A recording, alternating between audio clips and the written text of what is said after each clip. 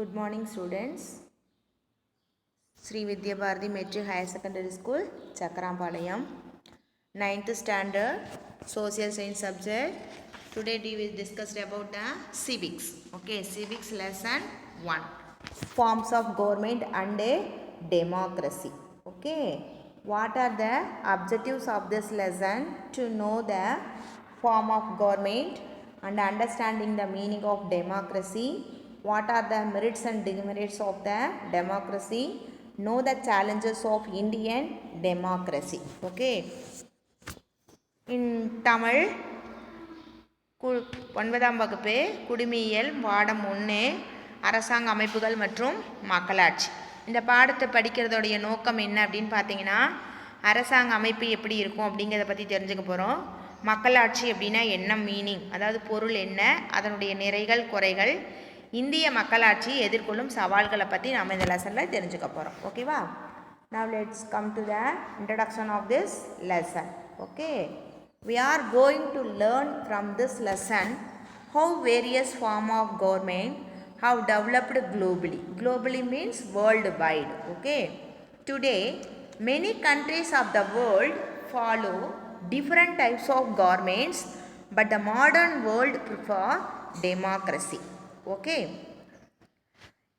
Tamil meaning of this introduction. உலகத்தில் பார்த்தீங்கன்னா பல்வேறு நாடுகளும் பல்வேறு அரசாங்க முறையை பயன்படுத்திகிட்டு இருக்காங்க அப்படின்னு சொல்கிறோம். அந்த பல்வேறு அமைப்புகள் இருந்தாலும் உலக அளவில் இன்றைக்கி எந்த மாதிரியான ஒரு அரசாங்க அமைப்பை மக்கள் விரும்புகிறாங்கன்னா மக்களாட்சி அப்படிங்கிறதான் விரும்புகிறாங்க. அது உலக அளவில் அரசாங்க அமைப்புகள் அப்படிங்கிறது எவ்வாறு வளர்ச்சி அடைஞ்சிருக்குது அப்படிங்கிறத பற்றி தான் நம்ம இந்த லெசனில் தெரிஞ்சுக்க போகிறோம். ஓகேவா? Next we go to the first heading, forms of government. Forms of government means the governance of nations different significantly based on who has power. Okay. The governance of the nations differ significantly based on who has power. There are different forms of government in the worldwide. The one is aristocracy, monarchy, autocracy, oligarchy, theocracy, democracy and republic. Okay. Now let's see the one by one. Aristocracy. Aristocracy means a form of government in which power is the hand of a small privileged ruling class. Okay. Ruling class means nobles. Okay. Example, United Kingdom and Spain. The second model is monarchy. A system of government in which one person reigns supreme, usually a king or queen. Constitutional monarchy. Example, Bhutan, Oman, Qatar. Okay. The next form is autocracy. Autocracy means a system of government by one person with absolute power. Example, North Korea and Saudi Arabia. Oligarchy. Oligarchy means a small group of people having control of a country or organization. Example, Soviet Russia, China, Venezuela, North Korea. Next one is theocracy. Theocracy means a system of government in which religious doctrines form the basic of government, headed by a priest who ruled in the name of God or proclaims means announced himself as a god. Example, Vatican. Okay. You see the picture. This picture is the example of aristocracy. Okay. The meaning of Tamil meaning of aristocracy means the உயர்குடி ஆட்சி அப்படின்னு சொல்லுவாங்க. சரியா? அந்த உயர்குடி ஆட்சி அதிகாரம் அப்படிங்கிறது சிறப்புதிகாரம் பெற்று ஆளும் வர்க்கத்தினிடம் காணப்படும். சரியா? இவங்கெல்லாம் பாருங்கள் இவ்வளோ ரிச்சாக இருக்காங்களா, இவங்கெல்லாம் பார்த்தீங்கன்னா ஆளும் வர்க்கத்தை சார்ந்தவர்கள். இவங்க இந்த மாதிரி எந்த நாட்டில் ஃபாலோ பண்ணுறாங்க, உயர் குடியாட்சி முறை எந்த நாடு ஃபாலோ பண்ணுதுன்னா இங்கிலாந்து நாட்டிலையும் ஸ்பெயின் நாட்டிலையும் உயர் குடியாட்சி முறை அப்படிங்கிறது நடக்குது. சரியா? இதில் வந்து பார்த்திங்கன்னா ஆளும் வர்க்கத்தினர் அப்படிங்கிறவங்க கிட்ட தான் எல்லா அதிகாரமும் இருக்கும். ஓகேவா?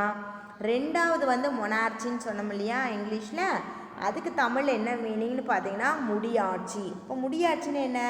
ஒரு நபர் வந்து ஒரு நபரால், சரியா, வழக்கமாக யார் இருப்பாங்க, ஒரு நிலப்பகுதியை அந்த காலத்தில் அரசர் அல்லது அரசி அப்படிங்கிறவங்க ஆண்டாங்க, சரியா.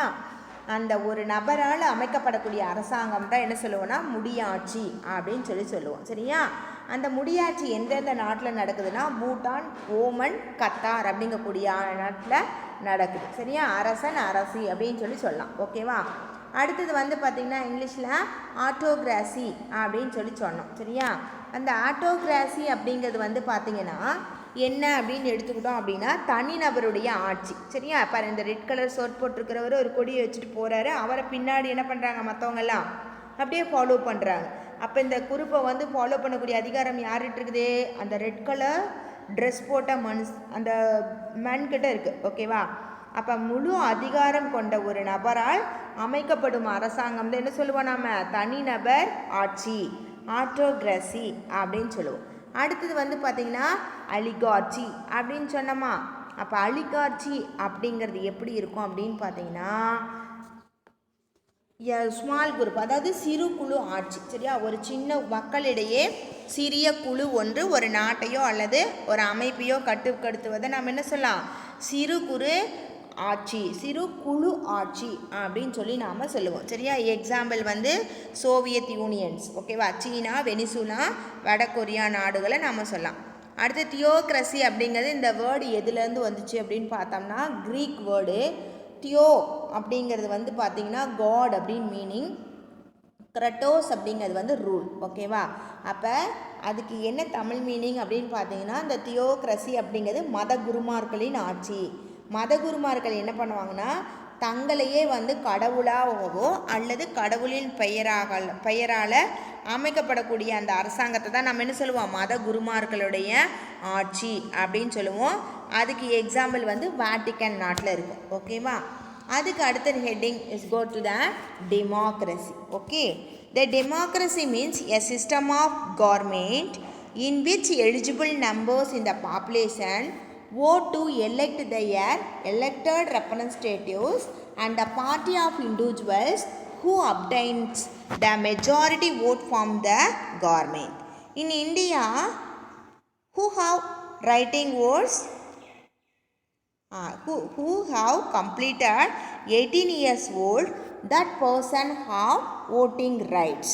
Okay, that person to vote and elect their representatives. Okay, for example India, USA and France. Okay, democracy, the meaning of Tamil.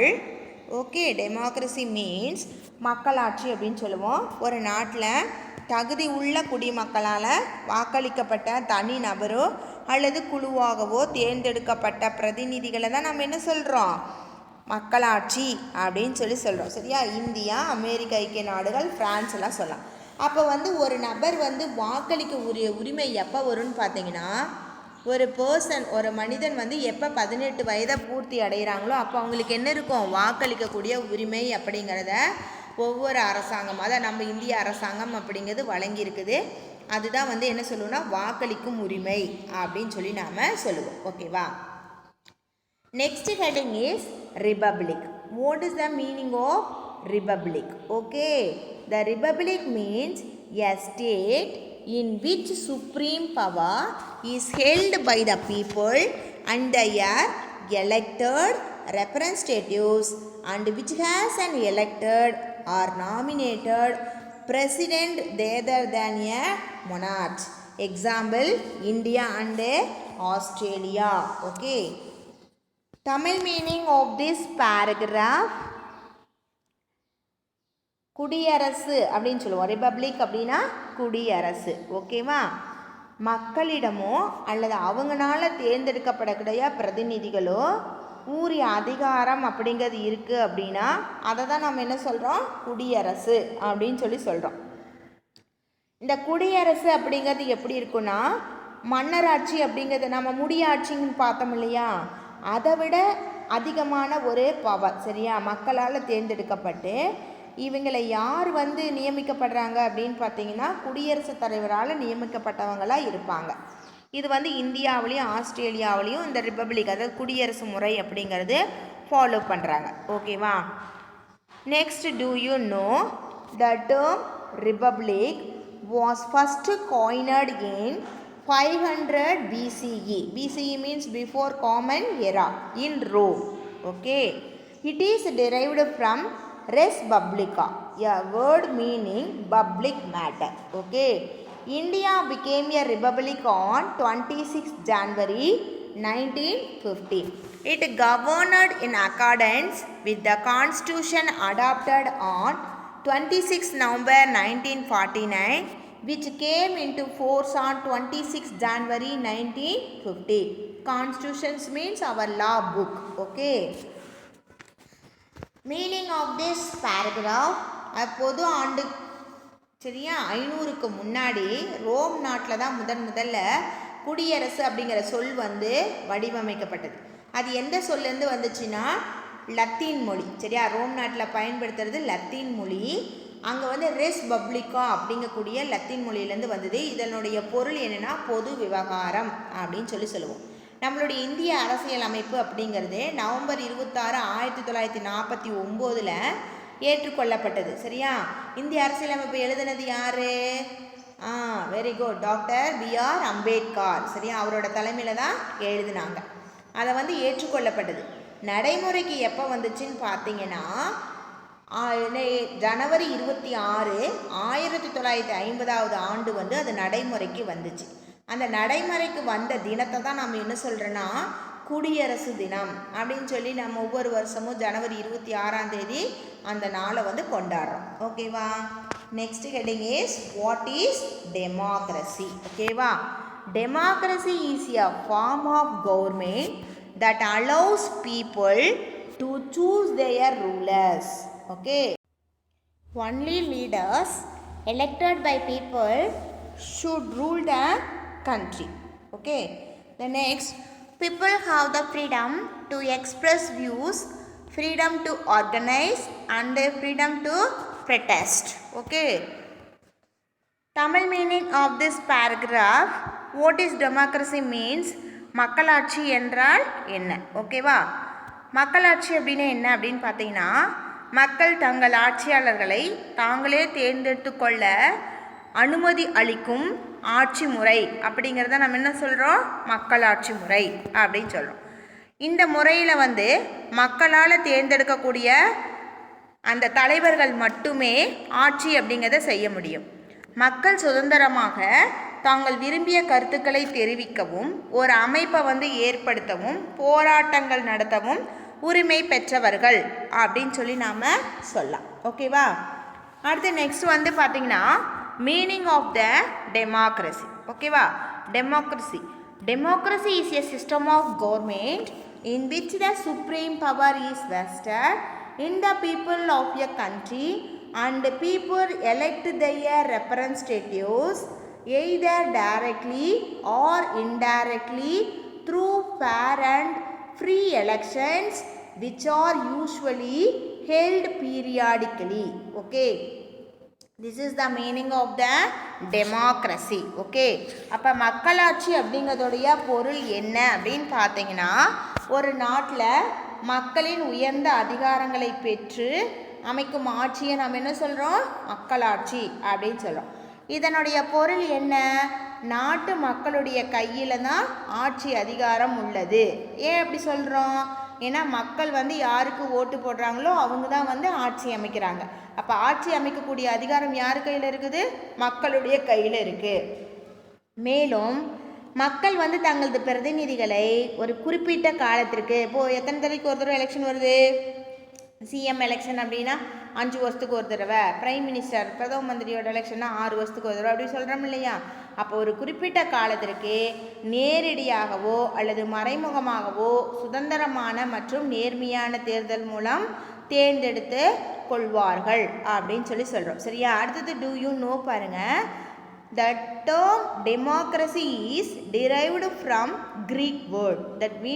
That word derived from the Greek, two Greek words. Okay, Demos means people, kritia means power.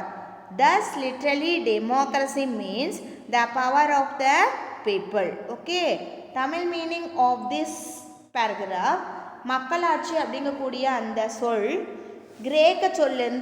கிரேக்கத்திலேருந்து 2 சொற்கள் மூலமாக பெறப்பட்டது.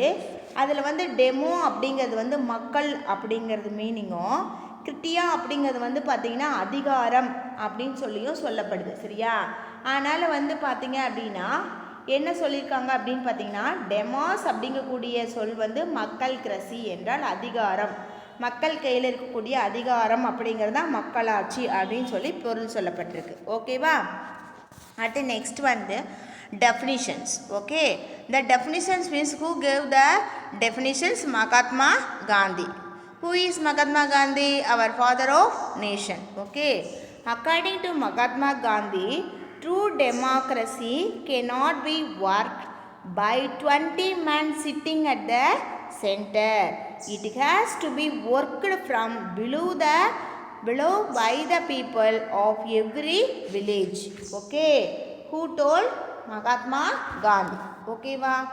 The Tamil meaning of this definition means வரையறை. ஒரு உண்மையான மக்களாட்சி அப்படிங்கிறது 20 பேர் இருக்கக்கூடிய ஒரு குழுவை அமைச்சு அதுக்கு நடுவில் உக்காந்து செயல்படுத்துறது கிடையாது.